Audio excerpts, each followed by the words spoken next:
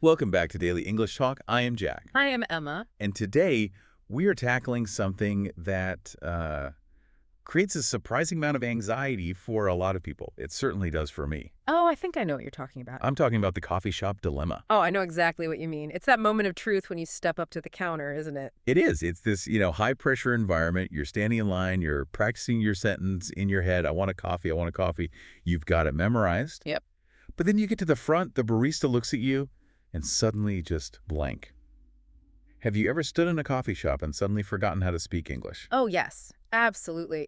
I think it's a universal experience for language learners. It has to be. The menu looks scary because there are a million options written in, like fancy chalk. There are people waiting in line behind you, tapping their feet. Oh, worse. And your brain just sends that signal, error, no English today. Error. No English today. That is the perfect way to describe it. It feels like your vocabulary just packs its bags and leaves the building. It does. But why does that happen? I mean, it's just coffee, right? Well, psychologically, we call it the spotlight effect. You feel like everyone is watching you, judging your grammar, waiting for you to mess up. Right, like the whole shop is just listening to my order. But the reality is everyone is just thinking about their own caffeine fix. But that pressure, it shuts down the language centers of the brain. It's not about grammar, it's about performance anxiety. Performance anxiety over a latte. That is too real. Mm. And that's why I am so excited about today's deep dive. We aren't just giving you a list of words. We're looking at a specific set of tools, a script, really, to bypass that anxiety. That's right. Our mission today is simple but crucial. We are going to learn simple, real-world English for ordering coffee. We aren't trying to be Shakespeare here. No. We just want to get that caffeine fix without the panic attack. Exactly. By the end of this deep dive, you, the listener, will know exactly what to say step by step. We're going to break down the why behind the phrases, the pronunciation secrets that make you sound natural, and how to handle the curveballs. Let's jump right in. Okay, so to start us off, we have a clear example of what a smooth, natural interaction sounds like. This is the goal.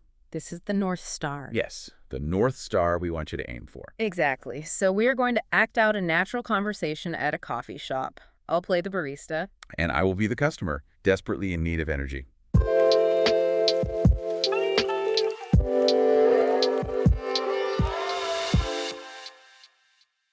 Hi, what can I get for you? Hi. Can I get a small latte, please? Sure. Would you like that hot or iced? I'd like it hot, please. No problem. Anything else? Yes, can I also have a blueberry muffin? Of course. For here or to go? To go, please. All right, that will be $5.80. Here you go. Thank you. Your order will be ready soon. Thanks. Nice and simple. You know, hearing it like that, it sounds so manageable. It flows. It does. But I think for a learner, the magic and the danger, that's in the details. Because when you're in the moment, each one of those little exchanges can feel like a hurdle. Precisely. It flows well when you know the steps. But if you don't know what's coming next, or if the barista speaks at like 100 miles per hour, Which they always do. that's when the anxiety spikes. So let's unpack this. We're going to do a line-by-line breakdown of that dialogue and look at the mechanics under the hood. Let's do it. I want to put the microscope on the very first second of the interaction. Yeah. Because sometimes baristas speak so fast, I don't even catch the first sentence. Right. In our dialogue, you said, "Hi, what can I get for you?" Right. This is the industry standard greeting, but here's the secret. In the real world, it rarely sounds like 6 distinct words. No, never. It sounds like one long, aggressive noise. Something like, "What can you get?" Exactly. This is a phenomenon called connected speech. In American English especially, we love to smash words together to be more efficient. What can he get gets compressed. Smashed together. The T in what disappears or becomes what's called a glottal stop, and the vowels get reduced. So what can I get becomes what can you get? What can you get? That is terrifying if you're waiting to hear the word order. It is. If you are waiting for a textbook sentence, you're just going to be standing there in silence. And that silence creates more pressure. So what's the takeaway for the listener here? Don't panic if it sounds like a blur. Exactly. Context is your best friend. If you step up to the counter, make eye contact, and the barista makes a sound that ends in a rising intonation, they are asking for your order. You don't need to parse every single syllable. Okay, so the barista's made the noise. Now it's my turn. In the dialogue, my response was, "Can I get a small latte, please?" I feel like "can I get" is the heavy lifter here. It is the golden phrase of ordering food in English. Can I get? I've actually had students ask me about this. To a lot of non-native speakers, can I get, it sounds grammatically weird, like, can I physically go get it myself? Right. It feels illogical. Why don't we just say, It's a valid question, and I get it. But logic doesn't always apply here. It really comes down to cultural politeness. In English-speaking cultures, particularly the US and UK, directness is often interpreted as rudeness. Right, I want feels sharp. It puts the focus entirely on your desire. It sounds like a toddler demanding a toy. I want cookie. Precisely. I want is a demand, whereas can I get or could I have frames it as a request. You are submitting a query, not issuing a command. It softens the blow. It softens it. It's what linguists call a modal softener. A modal softener. I like that. It's like putting a velvet glove on your demand for caffeine. Exactly. And if can I get feels too casual, though it is perfectly polite for a coffee shop, you can also say, I'd like a small latte, please. Okay. I'd like is short for I would like, which is really the gold standard of courtesy. So we have can I get or I'd like. Both are safe bets. Just avoid I want or give me. Please avoid give me at all costs, unless you are robbing the place. Noted. Yeah. Okay, so we've made the request. We think we're safe. But then the trap springs. The barista asks, would you like that hot or iced? The inevitable curveball. This is where so many people stumble. Yes. You order the drink, you think you're done, you reach for your wallet, and then boom, another question. And if you aren't expecting it, your brain just freezes. Here is the thing. Modern coffee menus are complicated.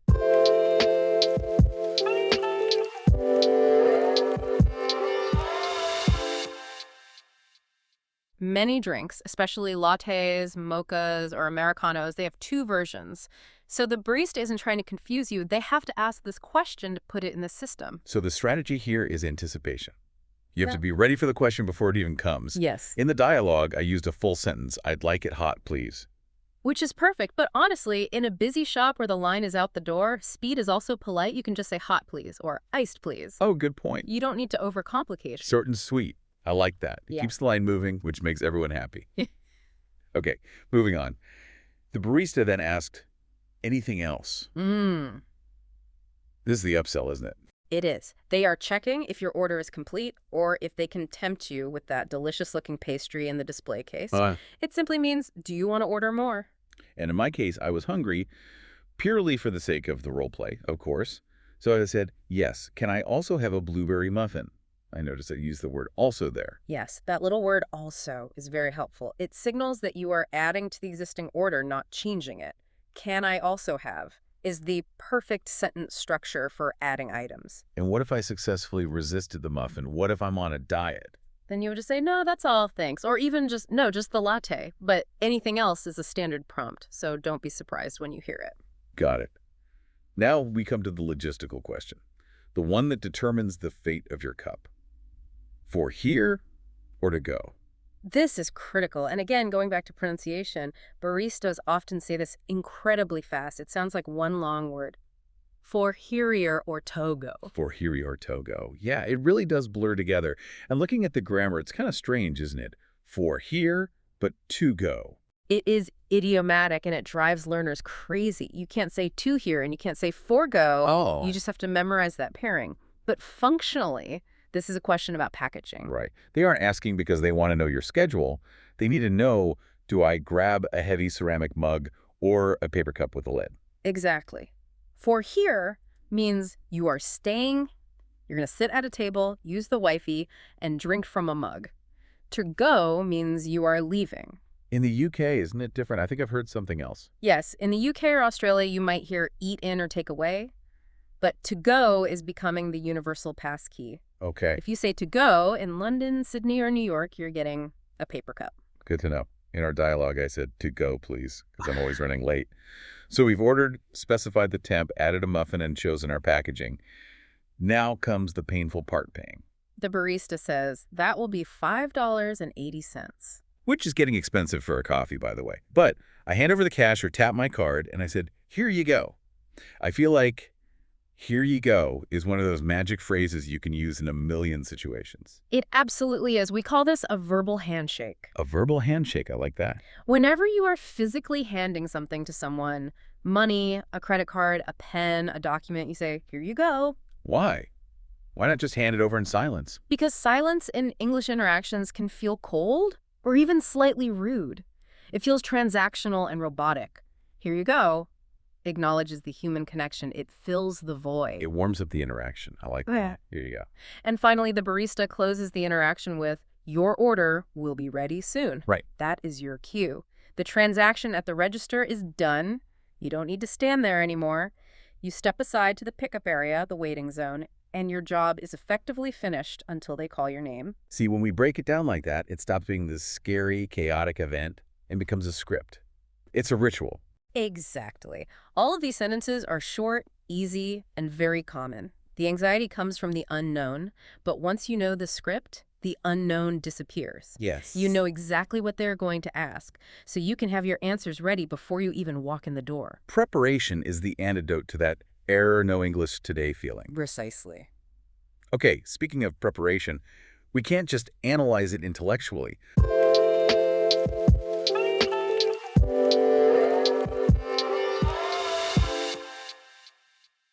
We have to physically do it. It's time to build some muscle memory. Yes. Now it's time for the coffee culture practice. We're going to run through those key phrases again, but here's the thing. I want you, the listener, to say them out loud. Don't just think them. If you just read them in your head, you aren't training your mouth.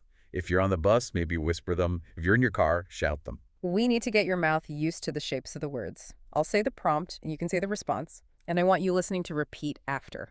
Ready? Ready. First, the opening question. What can I get for you? Can I get a small latte, please? Good. Remember to link the words, can I get? One, smooth flow. Next, the temperature check. Hot or iced? I'd like it hot, please. Excellent.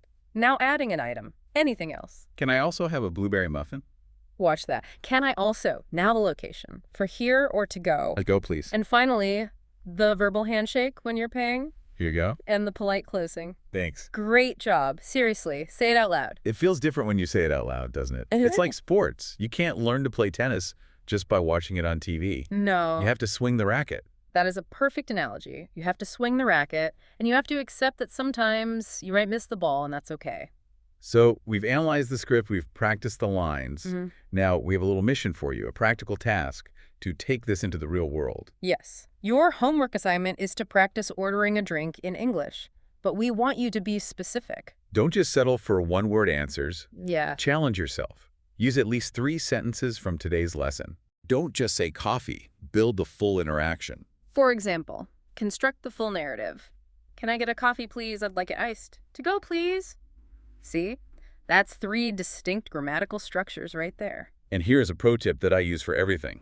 Record yourself. Yeah. Pull out your phone, open the voice memo app, and act out the ordering process. Oh, that can be painful at first. I mean, nobody likes the sound of their own voice, but it is so valuable. It really is. When you listen back, you can hear things you miss in the moment.